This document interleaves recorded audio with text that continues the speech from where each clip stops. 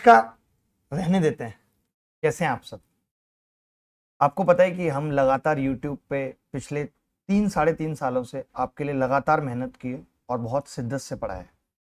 हमेशा ये कोशिश की है कि जो मैं पढ़ाऊँ वो बहुत एग्जाम ओरिएंटेड हो। पढ़ाई में बनाए कैसे रखना है बच्चों को, इसके लिए एफर्ट किया है, हर एक वो चीज़ की है। जब भी जीवन में आप आगे बढ़ते हैं तो बहुत सारे ऑब्स्टेकल्स आते हैं, परेशानियां आती हैं जिनसे हमें निकलना पड़ता है। लेकिन पिछले कुछ दिनों से कुछ ज्यादा हो रहा है। जैसे अभी हमने 1 महीने पहले एक वीडियो डाला, हमें आप सब जानते हैं मैं अनअकैडमी में पढ़ाता हूं, तो वहां से हमने एक वीडियो डाला, उन्होंने हमें दिया कि ये वाला वीडियो डाल दीजिए, हमने वो वीडियो डाल दिया। लगातार 2 बार ऐसा हुआ कि हमें उस वीडियो पे कॉपीराइट क्लेम आ गया कि आप गलत म्यूजिक ऑन कर रहे हैं। मुझे ये नहीं समझ आ रहा ये यूट्यूब का अपना एल्गोरिथम है या इसमें थर्ड पार्टी ऐसा करती है कि कोई भी ये बता देता है कि हम ऐसा म्यूजिक यूज कर रहे हैं। हमारे पास 2 ऑलरेडी कॉपीराइट क्लेम आ चुके थे। अभी हमने क्या किया, हम आराम से लाइव पढ़ रहे थे, कोई फर्क नहीं पड़ा उससे। हमें लगा ठीक है, क्या ही फर्क पड़ेगा, आते रहते कॉपीराइट क्लेम। हमने वीडियो हटा भी दी जिसमें भी था और उसका मोनेटाइजेशन ऑफ कर दिया। ऐसा हमने कर दिया, ठीक है। इसके बाद क्या हुआ, इसके बाद कहानी आई कि भाई हमने परसों लाइव किया, बच्चे बोले सर मैच का स्कोर दिखा दीजिए, मैच का स्कोर दिखा दीजिए। हमें भी समझ नहीं थी, हमने मैच का स्कोर दिखा दिया चला के। उसके बाद कई बच्चों ने कमेंट करके भी बताया कि सर इससे कॉपीराइट स्ट्राइक आ जाएगी, बट हमने भी इग्नोर कर दिया, उस बात को ध्यान नहीं दिया। और अगले दिन ऐसा हुआ कि वो कॉपीराइट स्ट्राइक आई और हमारी वीडियो भी ब्लॉक हो गई और हमें सीधे सीधे मेल भी आ गया कि आप ऐसा ऐसा कर रहे हैं, जो कि गलत है। और 24 घंटे तक अभी आप कुछ भी नहीं करेंगे, वो हम बताएंगे कि इसको रिव्यू करके बताएंगे। उन्होंने हमें बोला कि 10 सेकंड की एक क्लिप है जहां पे आपने ऐसा किया, वो 10 सेकंड हमने काट दिए। कल शाम को जब 6 बजे पता चला, फिर हमने दोबारा सुबह चेक किया तो उन्होंने बोला अभी ये 15 सेकंड भी काट दीजिए, वो 15 सेकंड भी हमने काट दिए। हमने उनको पूछा भी कि भाई ऐसा क्यों हो रहा है कि हमारा वीडियो हम कुछ भी नहीं कर पा रहे हैं, तो उन्होंने बताया कि आपकी वीडियो भी लंबी है और लगातार पिछले 1 महीने में ऐसा तीसरी बार हुआ है, तो हमें देखना पड़ेगा, मतलब रिव्यू पे है। हिंदी में तो बात करते नहीं है, उन्होंने बोला कि रिव्यू पे हमें देखना पड़ेगा। अब क्या कर सकते हैं, आज हमें लाइव करना था, SCF LCM पार्ट 2 पढ़ाना था। ये हमारा दूसरा चैनल है जो हमने उस वक्त बताया था जब हम लगता था कि कभी ऐसा हो कि हम सरकार पे कुछ भी टिप्पणी करने की वजह से हमारे चैनल पे लाइव ना हो, वो तब तो वैसा नहीं हो सका। लेकिन अच्छा हुआ कि ये चैनल हमारे पास जब से था तो हमने कर दिया। अब हम आगे भी ऐसे ही रखने वाले हैं। जैसे आप देख रहे होंगे जब आप वीडियो पे क्लिक कर रहे हैं तो लिखा रहा है this video contents content from star sports. जैसे हमने तो स्टार स्पोर्ट्स के आत्मा निकाल ली हो। 10 सेकंड का मैच, वो भी अच्छे देशभक्त होने के नाते हमने अप्रिसिएशन के लिए लगा दिया और इन्होंने हटा दिया। ये तरीका है यूट्यूब का और स्टार स्पोर्ट्स का कि हमने इतना बड़ा गुनाह कर दिया। लोग यहां देश में क्या क्या अपलोड कर रहे हैं, हमारे नाम के 700 चैनल बने हुए हैं।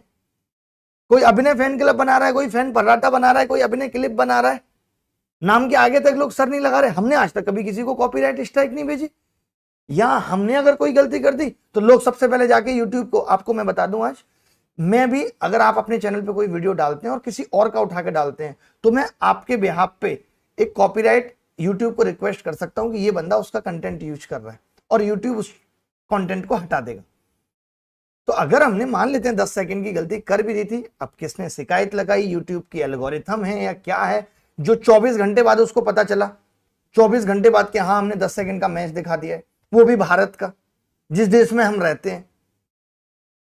इतनी जाती हमारे साथ ये नहीं देखा किसी ने कि हम इतने महीने से लगातार 3-3 घंटे खड़े होकर यहां पढ़ा रहे हैं, पूरी एनर्जी लगा रहे हैं, झोंक रहे हैं सब कुछ अपना, और सिर्फ एक उस 10 सेकंड की वजह से वो वीडियो हट गया और अब हम लाइव नहीं कर सकते। क्या कर पा रहे हैं अभी तक कि 24 घंटे लगेंगे? इतना तो हमने कोई बड़ा गुनाह नहीं किया। नहीं, ऐसा कोई ट्विटर ट्रेंड चलाने की जरूरत नहीं है। अब हम ऐसे नए नए चैनल बना के और स्टार स्पोर्टी चलाने लगे तो क्या होगा। और हमारे पास तो सब्सक्रिप्शन भी नहीं था, हमने सिर्फ वो चलाया जो फ्री रहता है कंटेंट, मात्र 10 सेकंड के लिए। उसके लिए हमारी 3 घंटे की 11 मिनट की मेहनत एकदम कोपशे में चली गई। कोई महत्व तो नहीं उस बात का। बताओ आप, हमने इतना बड़ा गुनाह कर दिया कि आपने सीधे लिख दिया कंटेंट। कितना हमने क्या क्या कंटेंट यूज किया, हमने कुछ गलत कंटेंट यूज कर दिया, हमने किसी अश्लील शब्द का इस्तेमाल कर लिया। हम कभी नहीं करते, हमने आज तक गाली ना अपने जीवन में दी, ना यूट्यूब पे, ना किसी को हमने कभी खराब बोला। सिर्फ अपना पढ़ाने पे फोकस किया कि भाई ये चीज है, बच्चों को पढ़ाना है। हम उन लोगों में से भी कतई नहीं रहे जो ये कहें कि हाँ वाकई में एजुकेशन में क्रांति लेके आनी है। आज हर आदमी एजुकेशन में क्रांति की बात कर रहा है। हमने कभी क्रांति की बात नहीं की, लेकिन हम फिर भी यूट्यूब पे पढ़ा रहे हैं। लोग क्रांति लाके कहते हैं हम सस्ते कोर्स बेच के क्रांति लाएंगे। हमने वो भी नहीं किया कि हम सस्ते कोर्स बेच के क्रांति लाएंगे। हमने कहा हम पूरी शिद्दत से यहां पढ़ाएंगे, आपको उसके लिए कहीं और पढ़ने की भी हमसे जरूरत नहीं है। हमने खुल के कहा हमेशा। तो हमने दिल से सोचा कि क्रांति लाएंगे। यूट्यूब से आसान कहीं भी नहीं था क्रांति लाना। आप सब भी अच्छी तरीके से जानते हैं। जो लोग आज ये कहते हैं कि क्रांति लानी है और उसके बावजूद वो यूट्यूब पे पढ़ाना प्रेफर नहीं करते, तो मैं नहीं मानता कि उनकी कथनी और करनी में समानता है, क्योंकि सबसे ज्यादा अच्छे तरीके से क्रांति यूट्यूब से ही लाई जा सकती है। यूट्यूब एक ऐसा प्लेटफॉर्म है जो घर घर तक एजुकेशन पहुंचा सकता है, अगर एक टीचर शिद्दत लगाए। ये सब कहने की बातें हैं, सब बेकार की बातें हैं कि मुझे क्रांति लानी है लेकिन मैं यूट्यूब पे नहीं पढ़ाऊंगा, मैं सस्ते कोर्स बेच के क्रांति लाऊंगा। मुझे नहीं लगता जो क्रांति यूट्यूब पे लाई जा सकती है वो कहीं और से लाई जा सकती है। मैं कभी इस चीज के फेवर में नहीं रहूंगा। आगे चल के हमारी भी ऐप होगी, कोर्सेस आएंगे और लोग भी आके पढ़ाएंगे, फीस लेंगे, लेकिन वो क्रांति नहीं है। That is only business. हम भी करेंगे, हम बताएंगे कि अब हम बिजनेस कर रहे हैं, अब हमें कुछ पैसे की जरूरत है जीवन चलाने के लिए, और उस वक्त बताएंगे।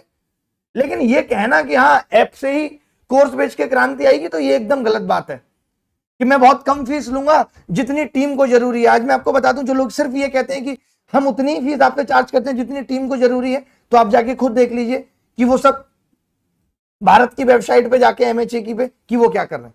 हमने दिल से कोशिश की कि हम कहेंगे भी नहीं हमें क्रांति लानी है, लेकिन हम यूट्यूब पे फ्री पढ़ाएंगे। हम जितना भी अफोर्ड कर सकते हैं यूट्यूब पे पढ़ाने के लिए, और भी टीचर्स लेके आ सकते हैं तो वो भी लेके आएंगे, उनके लिए भी हम मेहनत करेंगे। हमारे लिए क्रांति शब्द ही नहीं है, बस हम ये चाहते हैं कि ज्यादा से ज्यादा लोगों को फायदा पहुंचे। और आज इस बात की खुशी है कि 5-7 लाख लोग तैयारी कर रहे हैं चैनल से।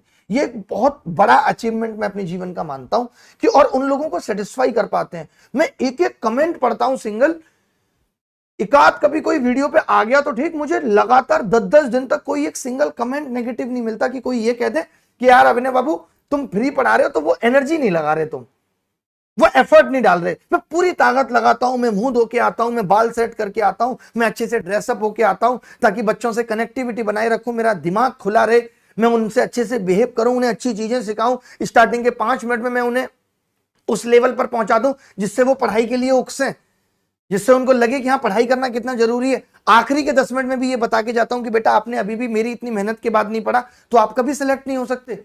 हर एक चीज जो एक विद्यार्थी के लिए जरूरी है, हर एक वो ज्ञान, उसकी स्ट्रेटेजी क्या हो, 6 महीने में उसको कैसे तैयारी करनी चाहिए, लास्ट के 3 महीने में कैसे टारगेट सेट करनी चाहिए, वो हम सब पढ़ाते हैं। कहीं हम अपनी शिद्दत में, अपनी एनर्जी में, अपने दिल से पढ़ाने में कहीं कमी नहीं छोड़ते। लेकिन जब इस तरीके की चीजें होती है तो थोड़ा दुख लगता है। कई बार लोग ऐसे भी बोल देते हैं कि यार ठीक है, कई लोग कह देंगे अरे साहब शायरी करते हैं, मजा के दिल से 2 लाइनें बोलना, आप बोल के दिखाओ, हलवा है क्या? अगर ऐसा होता तो कभी मूवी में इंटरवल नहीं होता, मूवी में कभी पॉपकॉर्न नहीं होता। जब आप मूवी देखने जाते हैं, जहां ऑलरेडी एंटरटेनमेंट है वहां एंटरटेनमेंट के लिए पॉपकॉर्न और इंटरवल है।